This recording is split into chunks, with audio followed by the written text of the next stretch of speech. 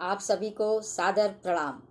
आज मैं आपके बीच में लेकर आई हूँ 1942 के भारत छोड़ो आंदोलन में भाग लेने वाली गाजीपुर की एक महिला श्रीमती यशोदा बिंद जी को। अमादपुर गांव के रहने वाले श्री लोदी बिंद, जो एक कुशल पहलवान थे, अच्छे लाठीबाज थे, उनकी पुत्र वधू थी श्रीमती यशोदा बिंद जी। लोदी बिंद जी के 3 पुत्र थे। तीनों पुत्र में सबसे बड़े नगदू बिंद की आप पत्नी थी श्रीमती यशोदा बिंद जी। सन 1942 के आज़ादी की लड़ाई की चर्चा पूरे विश्व में थी। कोई टीवी नहीं, कोई अखबार नहीं, कोई रेडियो नहीं। उसके बावजूद जन चर्चा के माध्यम से पल पल की खबर पूरे देश में थी।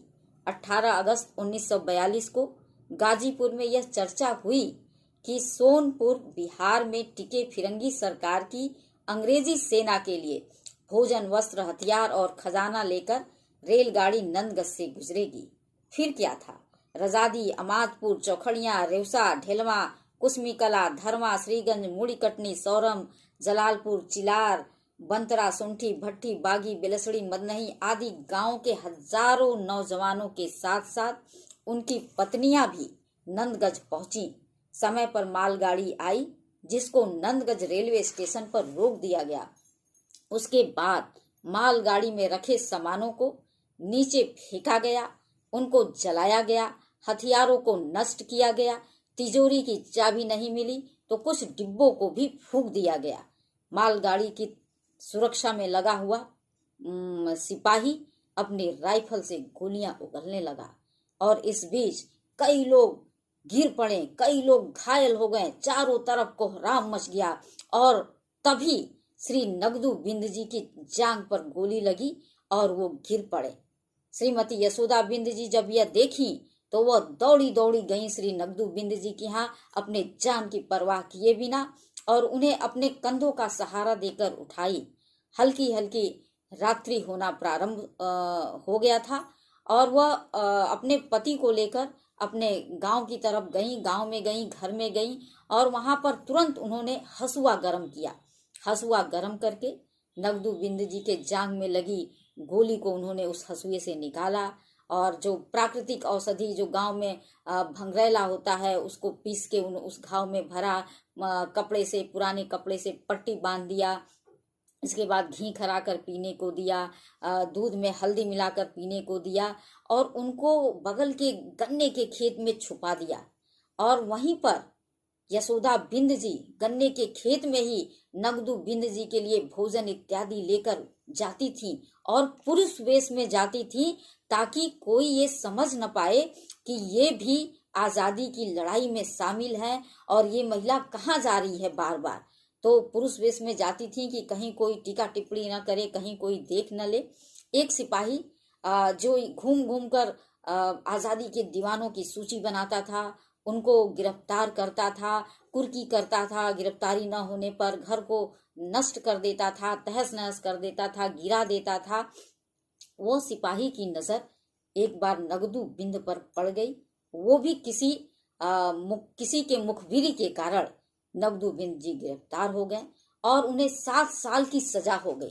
7 साल की जब सजा हो गई वो जेल में गए। वहां भी वो अपने आत्मसम्मान के लिए और अपनी पहलवानी के लिए जाने जाते थे। लोग उन्हें जानते थे। वो कर्री, एक हवा में करने वाली कलाबाजी होती थी, वो जेल में भी उसका अभ्यास करते थे।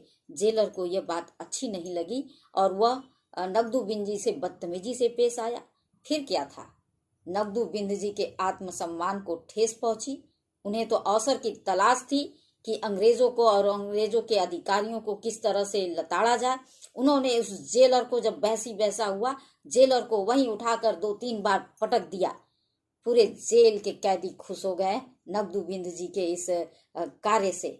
लेकिन नगदू बिंद जी की 2 साल की सजा और बढ़ा दी गई और जब हमारा देश आजाद हुआ तो ऐसे नगदू बिंद जी को ताम पत्र देकर सरकार ने आजादी के बाद रिहाई होने पर ताम पत्र देकर सम्मानित किया। उन्हें पेंशन और अन्य जो सुविधाएं मिलती हैं वो सुविधाएं प्रदान की गईं और जब तक वे जीवित थे तब तक उनको ये सारी सुविधाएं मिली स्वतंत्रता सेनानी होने के नाते।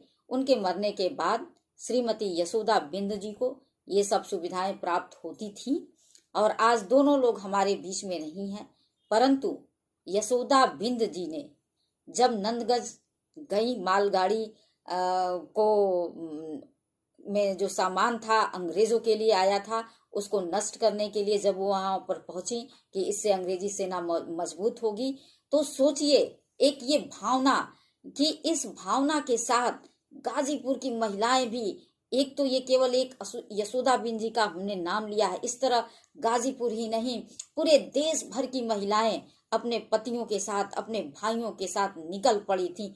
तब जाके हमें आजादी प्राप्त हुई है, तब जाकर हम ये देश का तिरंगा फहरा रहे हैं। ऐसी यशोदा बिंद जी को हम नमन करते हैं। कल फिर मिलेंगे एक नई क्रांतिकारी महिला के साथ। तब तक के लिए बहुत बहुत धन्यवाद। जय हिंद, जय भारत।